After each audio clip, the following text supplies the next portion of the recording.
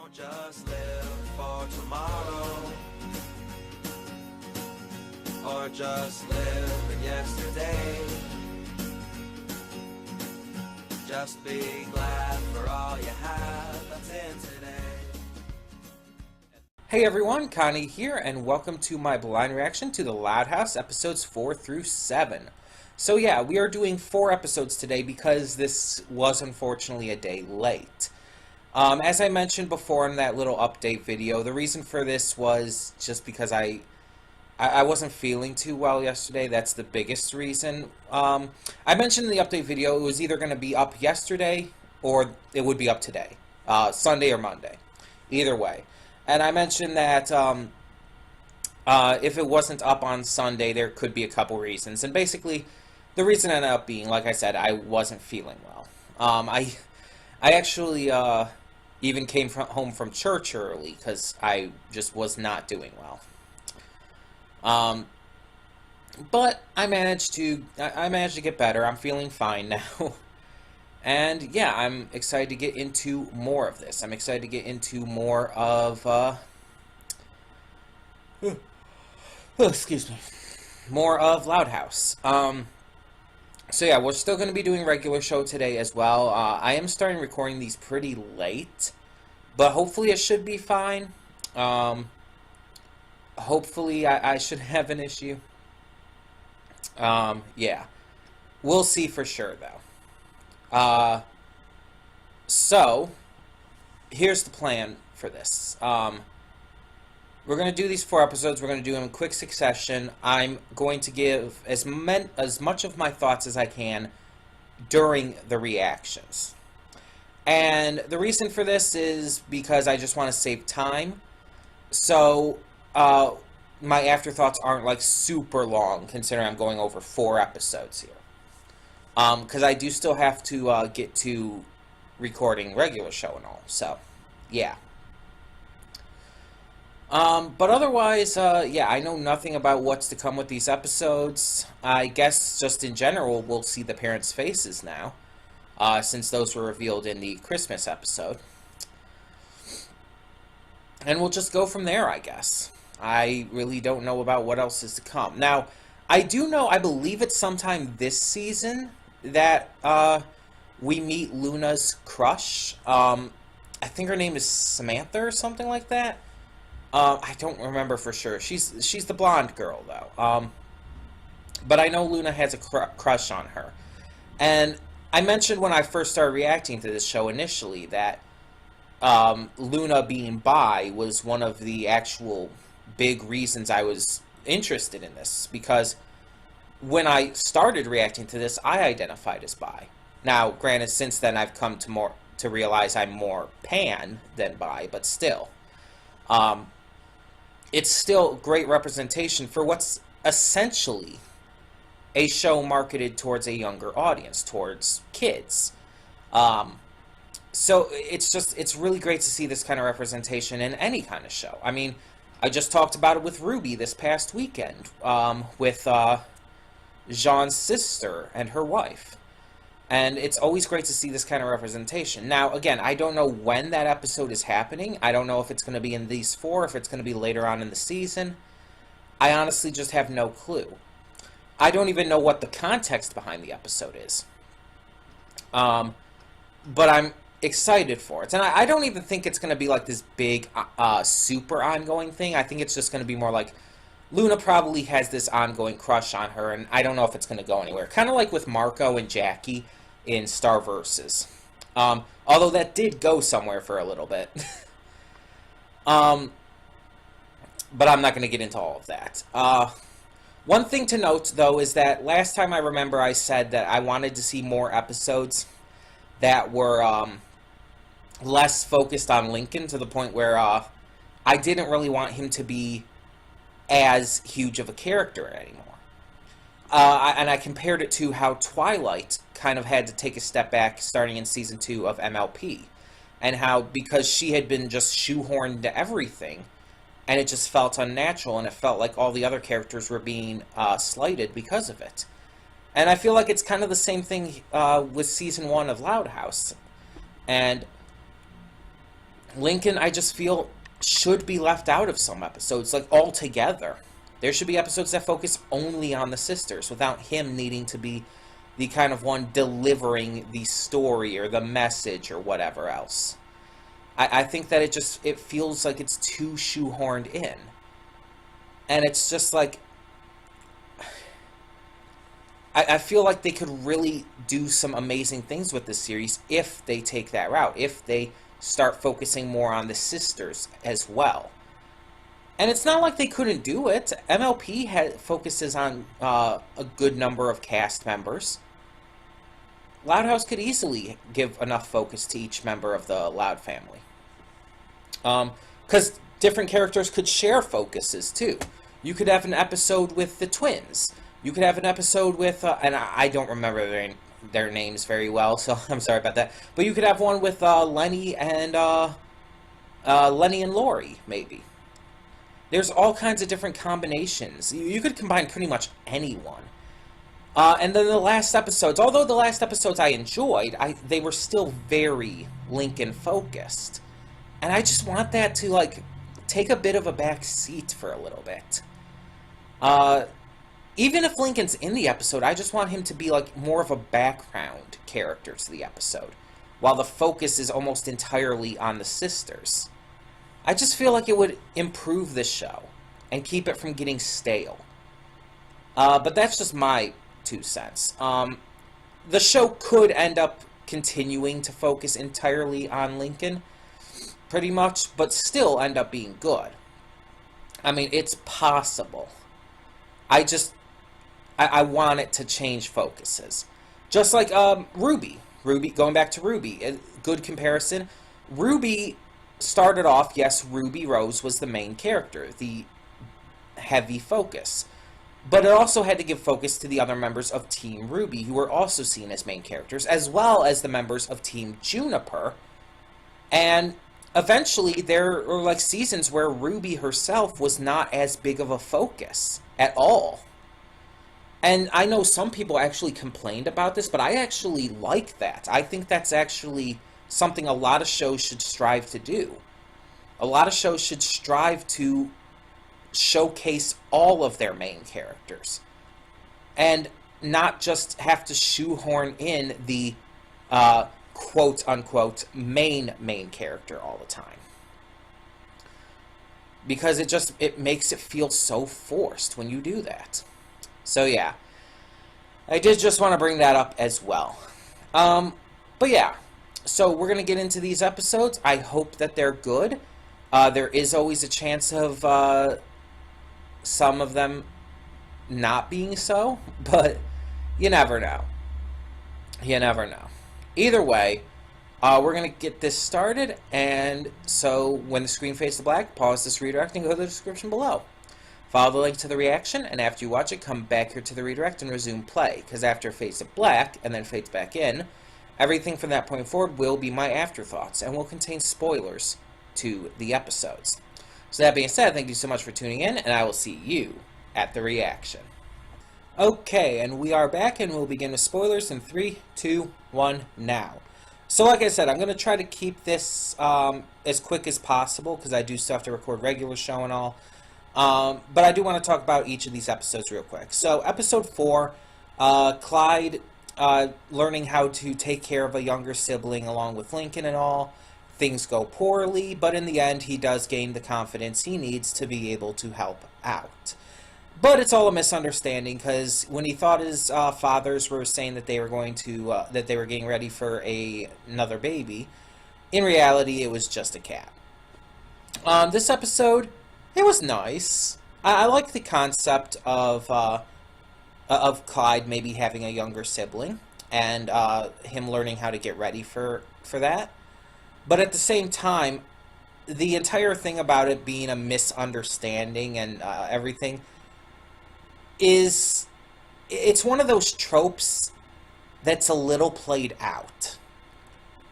Plus, I think it was actually not done right here.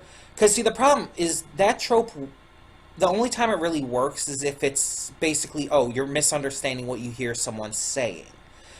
The problem is Clyde saw baby bottles and baby clothes. Now, the baby bottles can be explained away, and I guess baby clothes can be to a point with a kitten. Because, yeah, baby bottles, you can feed a kitten through baby bottles. I've seen people do that. And a lot of people will put clothes on their cats and stuff, but it's just like, it just seems like way too much, you know? It just seems like it's a little much to have both of those and what they were discussing being misunderstood. It just seems like it was way too heavy of a hint towards an actual child. And I think I would have liked it better where, like, oh, they brought in another cat, and then, like, oh, you think it's a misunderstanding, but then they make the surprise with, oh, there's actually a sibling. I think that would have been actually a pretty fun way to do it.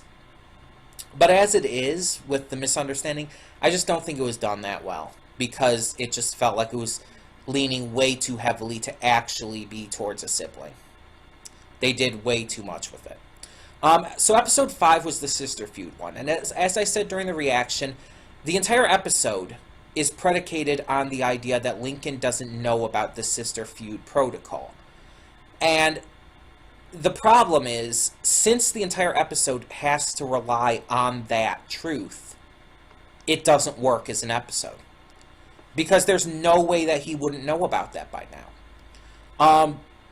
Lincoln's what? 11 years old, I think? 11, 12 years old, something like that? I think it's 11. But the point is, by this point, he should know his sisters very well. And he should know that, yeah, they get into fights and arguments and stuff. And because of that, he should know what the sister feud protocol is. Because this should have happened plenty of times before with him around. The idea that he doesn't know this does not work. It makes literally no sense. And because of that, it hurts the overall quality of the episode. Because, like I said, the entire episode is predicated on that being truth. But since it makes no sense, and it's honestly continuity and character breaking, it overall makes the entire episode, like, not work, just straight up. And it sucks because there was some good humor in that, and some good ideas. Now, if he knew about it, and just didn't know how to handle it, and just maybe, again, still tried to handle it on his own and everything, then it'd be fine. But the fact that he didn't know about it is what ruined it. But it wasn't like an outright terrible episode otherwise. Episode 6, the spa vacation thing, this one, I think, was honestly probably my favorite of this bunch. Not that the others were necessarily bad, and episode 7, which I'll talk about in a second, was really great too. But this one, I liked it because of the depth and character it gave to the parents. The parents were characters who, up to this point, were your stereotypical parent characters. And they had some personality, but not enough. Even in the Sister Feud episode, when their faces still weren't being shown at that point, I guess they were out. That was out of order from with the Christmas episode. But even with that, they still felt like the same as they used to be. But now with their faces being shown, and being shown like very legitimately throughout the entirety of this episode, pretty much, it allows them to emote more. It allows them to have more emotion and depth to their voices and their characters. And it's weird, too, because it's like, I don't think the voice actors are necessarily doing anything different, but they sound more, like, real, you know? They sound like they're more real people with much more emotion and depth to them than they did before. They don't feel as much like characters, just, your stereotypical characters. And again, I don't know if the voice actors are actually doing anything outright different with the voicing. Maybe they are, but it's really interesting because you get to see their expressions, you get to see their face, and then, by the way, they have fantastic expressions. I really love what the animators did with them. And I made the joke even as well, about Mrs. Loud being thick. And I mean, she is. Let's be honest. Like, in the episode, it shows, like, her body structure, because it shows her in, like, the, I think it's like a swimsuit or something. But it shows she has some wide hips and thighs. She just does. Like, that's undeniable. It's just part of her character design. So when I'm saying that, I'm like, obviously I'm making a joke about her being thick. And, you know, because that's a thing nowadays, especially with a lot of people in fandom culture, about characters being thick and everything. But it's like, I'm just pointing out that she is legitimately thick. She has shape to her. And it's not like this is anything new, because, I mean, even Dexter's mom from Dexter's Lab had some thickness to her. But it's always nice to see, because I like it when shows can incorporate, like, realistic body sizes. Not all women are, like, the most Victoria's Secret model type bodies. There's a lot of women who have these thick hips and thighs. There are a lot of women who are a little chunkier. And this show actually does have some pretty good body diversity. We've seen adults have multiple different body types, multiple different hairstyles, all kinds of stuff with that. And I appreciate that. No, it's not like going into like these amazingly not over the top, that's the wrong way to put it. It's not going, like, amazingly far with its body diversity. I mean, it's not like it's She-Ra. But it's doing a really good job at it. And I don't know, it's like, I obviously, Mrs. Loud, we've seen her body shape before, because, I mean, that's kind of what I focused on with her. But I don't know, I guess it was just the outfit in this episode. In fact, let me see if I can look that up real quick. Probably going to hear this for a split second. So actually, let me see if I can do that. Yeah, I turned off the audio capture. I want to find that again. Okay, no, she's not in a swimsuit at the moment. It was after they were working out. That's it. She was in the sleeveless tank top, the low-cut tank top that shows off her midsection, and she's wearing shorts and all.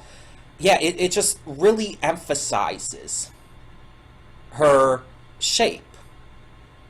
She has a thinner top section, a thinner torso, with some. She has pronounced breasts, yes, but in the more cartoony style. But she does have a very thick hip and hip and thigh area. And then the father, Mr. Loud, he has hairy legs. He has hairy legs. He has some hair on his chest as well. He's kind of balding, but not completely bald. I like that they're having these, like, body types and realistic, like, design styles. Like, because there's not a lot of shows you would see where, like, a father figure or whatnot will have noticeably hairy legs like that. Because usually a lot of times people will say, oh, it doesn't look good, or it's just kind of weird seeing that. But no, it's realistic. Yeah, it's kind of cool seeing that kind of thing in this show. But let's actually talking about this actual episode. Yeah, I just really enjoyed it. I just thought it was a really fun, really entertaining episode. I love the humor, especially with Lenny, just somehow getting involved in working at the hotel. That was fantastic. And I mean, I know how it happened, obviously, but it's just fantastic how she just got involved in it. And I enjoyed the play part and everything, and in the end, how sweet the children were and getting everything fixed up. It just all worked out. And I love the joke. I love the adult humor joke. Because I've talked about how I'm not a huge fan of a lot of adult humor cartoons, like Family Guy or whatnot, or Rick and Morty. And I think that they're just trying to be